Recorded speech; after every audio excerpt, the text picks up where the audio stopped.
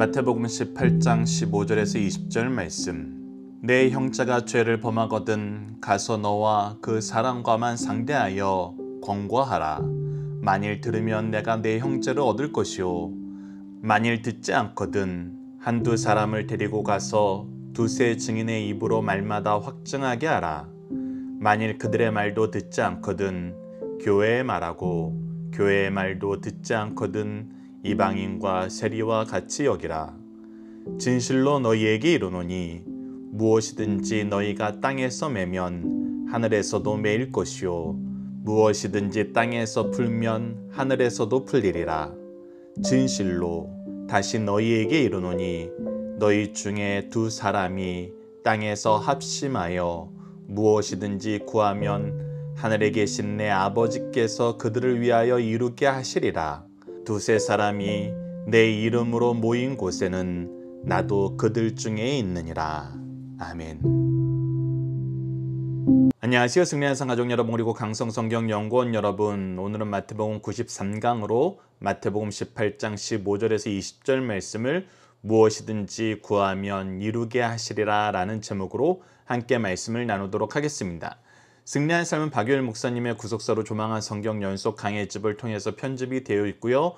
저희들이 지금 현재 나누는 15장에서 21장까지의 내용은 마태복음 강해집 제3권을 통해서 편집이 되어 있습니다. 좀 더 깊이 있게 말씀을 묵상하고 싶으신 분들은 박유일 목사님의 강해집을 참조해 주시길 부탁드립니다.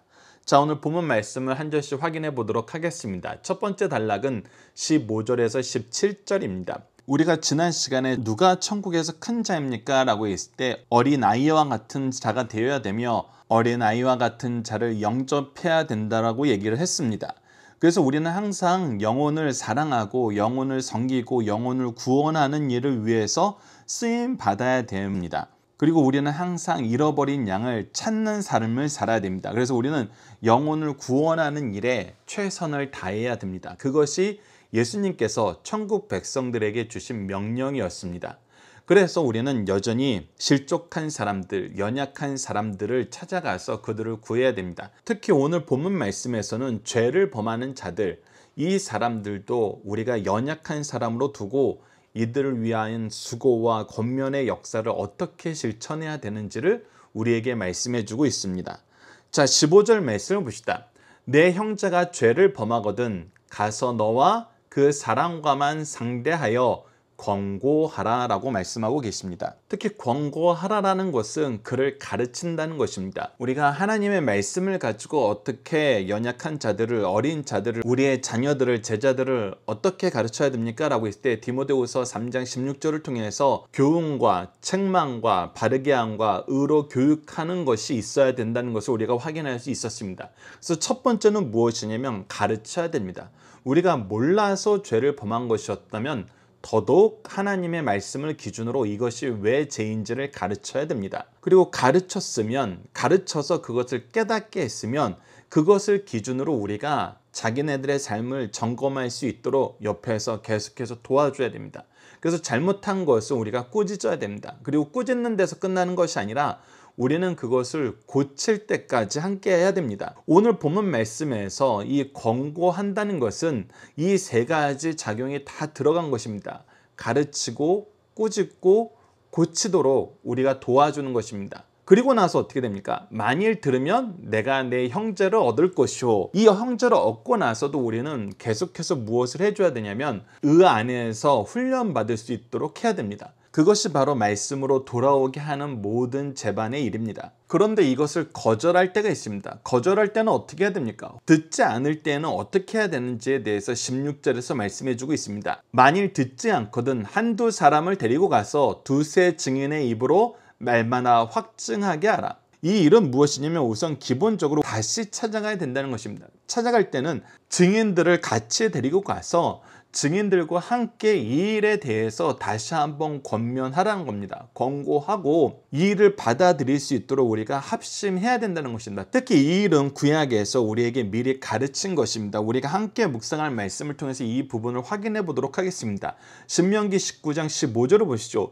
사람의 모든 악에 관하여 또한 모든 죄에 관하여 한 증인으로만 정할 것이 아니요 두 증인의 입으로나 또는 세 증인의 입으로 그 사건을 확증할 것이며, 어떤 악한 일에 대해서 우리가 증인이 준비되어야 되는데 그 증인이 한 사람으로서는 부족하고 최소한 두 사람 이상의 증인이 있어야 된다는 것입니다. 이것은 두 가지 위험성을 전부 조심시키는 것입니다. 첫 번째, 한 사람이 거짓 증언을 할 때 혼자서 거짓 증언을 하는 것은 모든 것을 감출 수 있기 때문에 두 사람 이상의 증인을 얻음으로써 이것이 거짓 증언이 아니라는 보호 장치를 가지라는 것입니다.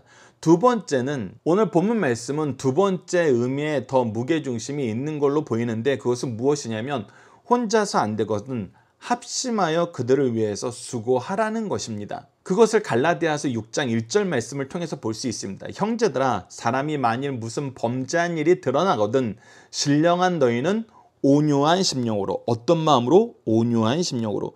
성령의 9가지 열매할 때 온유를 배울 때 어떻게 배웠습니까? 온유한 마음은 모든 것을 받아들일 수 있는 넉넉한 마음이었습니다. 우리가 연약하고 힘이 없어서 그 사람의 무도한 것을 수용하는 것이 아니라 그들을 위해서 우리가 목숨까지도 버릴 수 있는 마음을 가지고 그들을 하나님 은혜로 이끌기 위해 우리가 모든 것을 감내하는 거였습니다. 그래서 이 온유한 심령으로 그러한 자를 바로 잡고, 이들이 처음에는 자기 죄를 인정하지 않으려고 그래요. 그리고 인간 세상에서 우리가 항상 경험하게 되는 것이지만 자기 죄가 우리를 통해서 드러났다고 생각을 하면은 오히려 우리를 더 미워하게 됩니다. 예수님 시대의 지도자들도 왜 예수님을 싫어했습니까? 예수님을 통해서 자기네들의 죄가 드러나고 자기네들의 죄가 드러남으로 사람들에게 인기가 없어졌기 때문입니다. 그런데 그럼에도 불구하고 어떻게 해야 돼요? 그들을 품으려는 마음으로. 그것이 바로 온유한 심령이었습니다.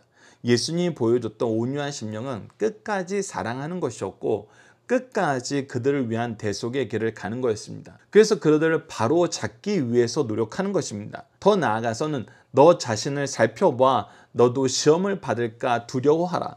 죄가 사람의 마음을 굳게 하는 것은 참으로 무섭습니다. 그래서 우리도 죄를 대할 때에는 심판하기 위해서 대한 것이 아니라 우리는 구원하기 위해서 대하는 것임을 잊지 말고 선으로 악을 이기는 예수 그리스도의 삶을 살아야 된다는 것입니다. 그럼에도 불구하고 듣지 않을 때가 있습니다. 그럴 때는 어떻게 해야 됩니까? 17절입니다. 만일 그들의 말도 듣지 않거든 교회의 말하고 교회의 말도 듣지 않거든 이방인과 세리와 같이 여기라. 온 교회가 합심하여서 그 영혼을 위한 수고를 우리가 해야 된다는 것입니다. 우리는 죄악이 만연한 상태에 살면서 또 개인주의 사회에 살고 있습니다. 그래서 이 죄에 대해서 개인의 것으로 치부하고 개인의 영역에서 각자 알아서 선택한 것으로 치부할 때가 많습니다. 그러면 이것은 우리가 죄의 문제를 예수 그리스도께서 우리에게 보여준 모습으로 대하는 것이 아닙니다. 예수님께서는 죄의 문제를 해결하기 위해서 이 땅에 오셨습니다. 우리가 그것을 개인의 문제로 치부해 버린다는 것은 우리가 이것을 그냥 외면하는 것입니다. 죄를 외면하는 것은 죄를 용납하는 것으로 이어지고 죄를 용납하는 것은 죄가 만연해지는 것으로 이어집니다. 그런데 교회 공동체는 우리 믿음의 가문은 그래서는 안 됩니다. 그래서 온 교회가 가정이 이 죄의 문제에 대해서 민감해지고 죄의 문제의 해결을 위해서 함께 노력해야 됩니다. 특히 노력할 때 무엇이 있어야 되는지는 18절 이후의 말씀을 통해서 확인할 수 있습니다. 반드시 수반되어야 되는 것이 있습니다. 그러면서도 5절에서 17절 말씀에서 나오는 것처럼 중요한 것은 우리가 죄에서 돌이키도록 함께 수고해야 된다는 것입니다. 우리가 15절 말씀이 시작되기 전에는 몰라서 죄를 범할 수도 있었어요. 그렇기 때문에 우리가 권고해야 됩니다. 가르쳐야 돼요. 가르치고 이것을 기준으로 책망하고 고치도록 노력시켜야 되고 훈련시켜야 됩니다. 그런데 이렇게 알면서도 계속해서 죄에서 떠나기를 싫어하고 온 교회가 겉면에도 싫어할 때에는 이 사람을 용납하고 우리가 가만히 놔두면은 앞서 말씀드렸던 것처럼 교회가 죄로 만연하게 됩니다. 근데 그것은 우리가 조심해야 됩니다. 그때는 분명히 얘기합니다. 이방인과 세리같이 여기라. 도무지 회개하지 못하고 오히려 죄를 교회 안에서 계속 유지하고 싶어 하는 것은, 그러면서도 교회에 계속 있다는 것은 우리가 죄를 받아들이는 것, 수용하는 것밖에 되지 않기 때문에 이들을 이제 배척하라는 것입니다. 이것이 교회에서 얘기하는 징계의 모습입니다. 자, 그래서 첫 번째 질문에 대해서 답을 한번 우리 함께 생각해 봅시다. 실족한 영혼을 위해 우리가 해야 되는 수고는 무엇입니까? 오늘 본문 말씀은 수고하라는 것입니다. 그들의 죄에서 벗어날 수 있도록 수고해야 되는 것입니다. 그래서 우리가 이 잘못한 모습을 발견하면은 발견한 나를 통해서 수고하게 하시려는 하나님의 뜻임을 깨닫고 우리가 먼저 수고하고, 그리고 우리 힘으로 안 될 때는 함께 수고하고, 함께 해서도 안 되면 온 교회가 같이 수고해야 된다는 것입니다. 그래도 안 들으면은 죄를 용인하지 않는 태도를 보여야 된다는 것입니다. 자, 이제 두 번째 단락을 보도록 하겠습니다. 18절입니다. 진실로 너희에게 이르노니 무엇이든지 너희가 땅에서 매면 하늘에서도 매일 것이요 무엇이든지 땅에서 풀면 하늘에서도 풀리리라. 앞서 얘기한 것처럼 이 말씀은 수고하라는 말씀입니다.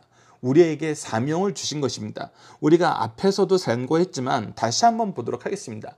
마태복음 16장 19절 말씀도 내가 천국의 열쇠를 내게 주리니 내가 땅에서 무엇이든지 매면 하늘에서도 매일 것이요 내가 땅에서 무엇이든지 풀면 하늘에서도 풀리리라. 우리는 천국 백성으로서 예수 그리스도의 제자로 예수 그리스도의 은혜를 먼저 받은 사람으로 우리를 통해서 하나님은 일하기를 기뻐하시고 우리는 수고해야 되는 사람이 됩니다.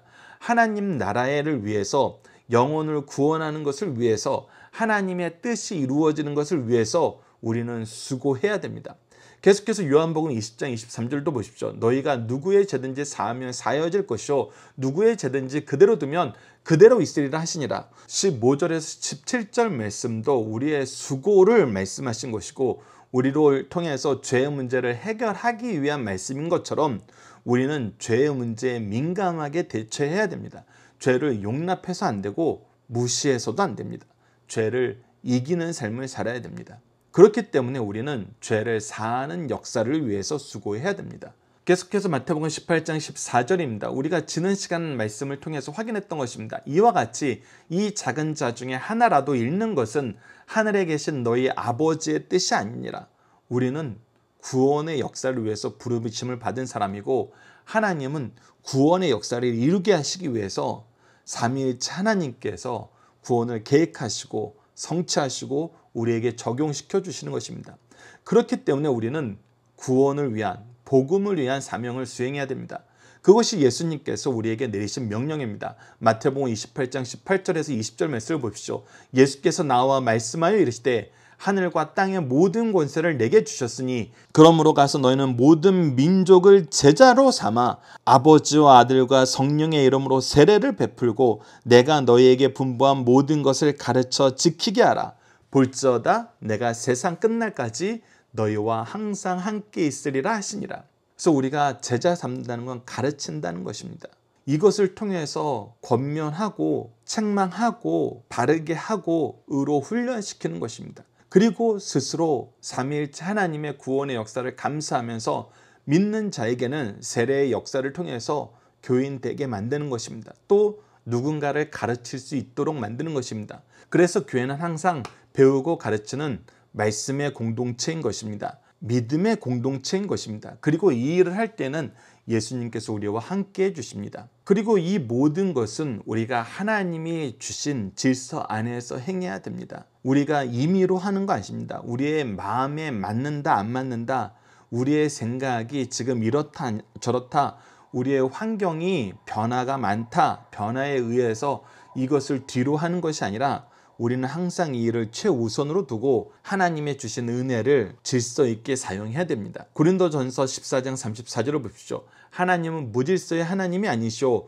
오직 화평의 하나님이시니 모든 성도가 교회에서 한가 같으니라. 즉 우리는 하나님의 평화를 이루려고, 하나님의 구원의 평화, 그래서 생명 얻은 자들이 생명 얻음으로 기뻐하고 생명 얻는 곳으로 나아오도록 우리가 먼저 수고하는 것입니다. 그것이 바로 우리가 해야 되는 일입니다. 그래서 두 번째 문제, 하나님은 우리가 영혼을 구하는 일을 어떻게 수행하길 원하십니까? 우리가 받은 사명으로 알고 이 사명에 충성하면서 최선을 다하면서 예수 그리스도의 명령 안에서 하나님께서 우리에게 맡긴 모든 영혼을 위한 수고를 쉬지 않고 질서 있게 하시기를 원하신다는 것입니다. 마지막 세 번째 단락입니다. 19절에서 20절 말씀을 봅시다. 진실로 다시 너희에게 이르노니 너희 중에 두 사람이 땅에서 합심하여 무엇이든지 구하면, 그래서 우리가 어떻게 됩니까? 이 일을 수행할 때 우리 힘으로 되지 않습니다. 우리 능으로 되지 않습니다. 그래서 더더욱 우리는 어떠한 삶을 살아야 됩니까?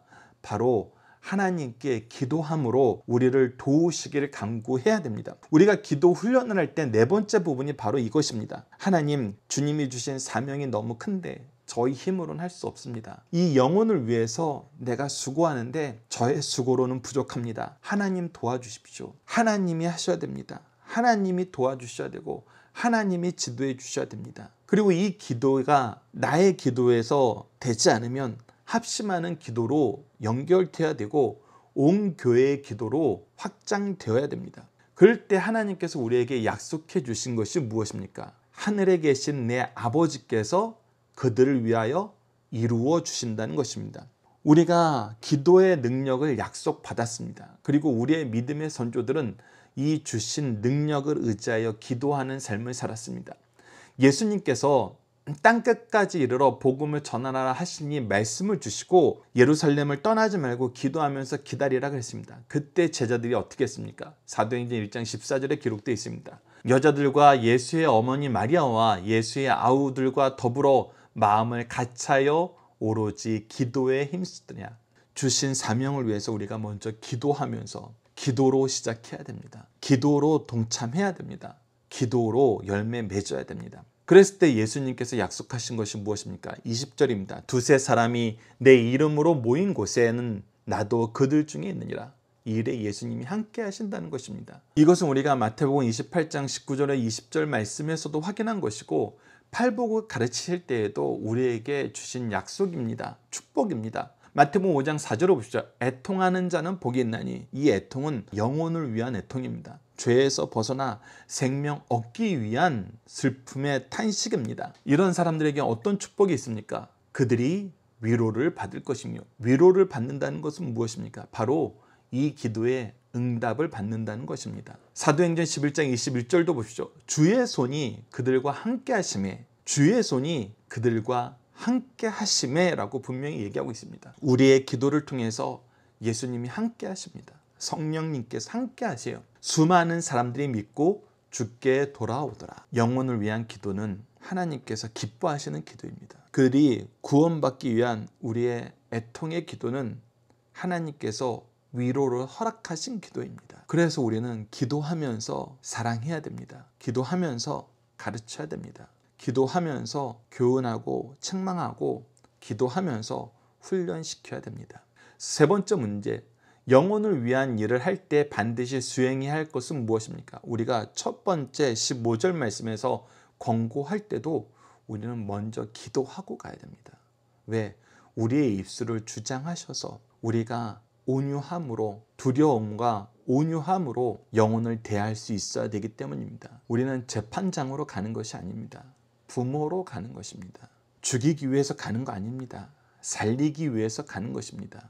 그래서 우리는 검사로 가는 것이 아니라 의사로 간다는 표현을 자주 하는 것입니다. 이것을 기억하시면서 예수 그리스도의 제자로서 주님이 가신 생명 살리는 일, 영혼 살리는 일에 우리도 함께 쓰임 받기를 기도하는 시간이 되었으면 합니다. 자, 이제 문답으로 나눈 중심사상을 하나씩 확인하도록 하겠습니다. 첫 번째, 잃어버린 양의 범위는 어디까지입니까? 외부적으로는 교회를 떠나 함께하지 못한 자와 아직 믿지 않는 자, 복음을 접하지 못한 자입니다. 내부적으로는 믿는다 하면서 여전히 죄를 범하며 실족해 하는 자들입니다. 잃어버린 작은 자, 소자를 찾으라 하신 예수님은 범죄한 작은 자, 소자에 대하여 4단계의 처리 방법을 가르쳐 주셨습니다. 첫 번째는 1대1로 권면하라. 둘째는 두세 사람으로 권면하며 확증하게 하라.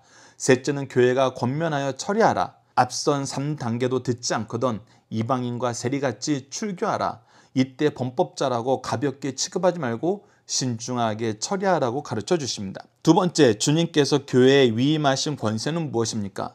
성도는 은혜의 빚진 자로 살아야 합니다. 그러나 교회의 질서를 위해 주님께서 주신 권세가 있는데 그것이 치리권입니다. 치리권 중 오늘 주요하게 가르치시는 것은 권증에 관한 것입니다. 교회의 권세는 주께서 위임해 주신 것입니다. 우리 예수님은 하늘과 땅의 모든 권세를 가지신 분이십니다. 예수님께서 자신의 피값으로 교회를 세우셨습니다. 이 교회에 범법자가 발생할 때 주께서 명령하신 대로 바른 절차를 따라 유죄, 무죄를 결정하면 하나님께서 교회의 결정을 인정해 주십니다. 그리고 그 결정을 유효하게 시행하신다는 엄숙한 사실을 가르쳐 주십니다. 세 번째, 권증을 할 때 반드시 수반되어야 하는 것은 무엇인가요? 교회가 예수님께 위임받은 권세로 징계할 때는 반드시 기도를 수반해야 됩니다. 징계뿐 아니라 교회가 합심하여 기도하면 모든 것을 응답해 주십니다. 이런 의미에서 징계와 합심 기도를 동시에 가르쳐주고 있습니다. 교회는 어떤 문제도 기도 없이는 할 수 없습니다. 특히 징계 사유가 발생할 때는 그 어떤 때보다 합심 기도가 필요합니다. 합심 기도는 교회를 하나 되게 하고 부흥을 가져옵니다.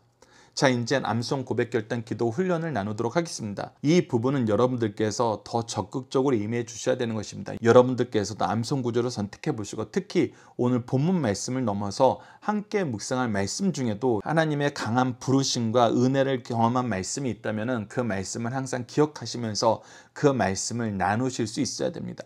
그리고 우리의 믿음을 고백해 보셔야 됩니다.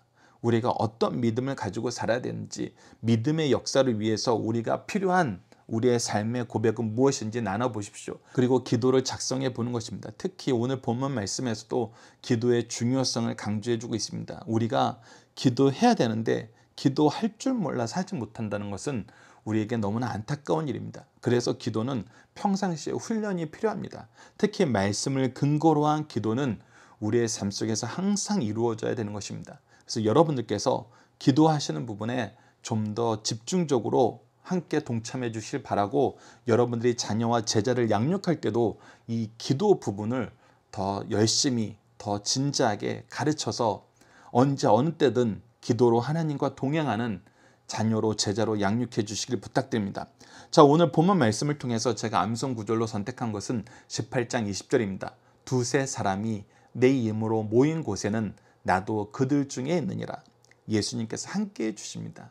이 약속을 힘입어 우리가 합심하여 기도하면서 합심하여 수고하는 그리스도인의 삶을 사는 가정과 교회 되길 기도합시다. 오늘 본문 말씀을 통한 믿음의 고백 결단은 다음과 같습니다. 영혼의 회복을 위해, 죄에서 돌이키는 참된 회개를 위해 함께 기도하고 함께 권면하고 함께 위로하는 교회가 되게 하여 주소서. 이제 기도 훈련을 함께 나눠보도록 하겠습니다. 기도는 다음과 같이 5단계를 통해서 우리가 훈련하고 있습니다. 첫 번째는 구속사에 나타난 하나님을 배우고 고백해 보는 것입니다. 그리고 두 번째는 우리를 위해서 행하신 일을 감사하는 감사의 기도입니다. 세 번째는 우리가 하나님 따르지 못함을 회개하는 회개의 기도가 있어야 됩니다. 네 번째는 우리가 주님 뜻 이루는 데 쓰임받을 수 있도록 도우심을 간구하는 간구의 기도가 있어야 되고, 마지막으로는 모든 기도는 예수님 이름으로 우리가 드려야 됩니다. 자, 오늘 본문 말씀을 통해서 이렇게 기도해 봅시다. 모든 것을 질서 가운데 창조하시고 통치하시는 하나님, 예수 그리스도의 권세로 교회를 다스리시고 일꾼들을 통해서 질서를 유지하게 하심을 감사합니다. 주님이 주신 질서는 평화와 회복을 위한 질서인데 이를 어리석은 우리가 시기와 다툼과 분쟁의 도구로 사용함을 용서하여 주소서. 이제 우리에게 주신 직분, 사명, 은사를 영혼을 위한 애통함의 기도와 회복의 역사를 위해 사용할 수 있도록 도와주소서. 예수님 이름으로 기도드립니다. 아멘. 감사합니다.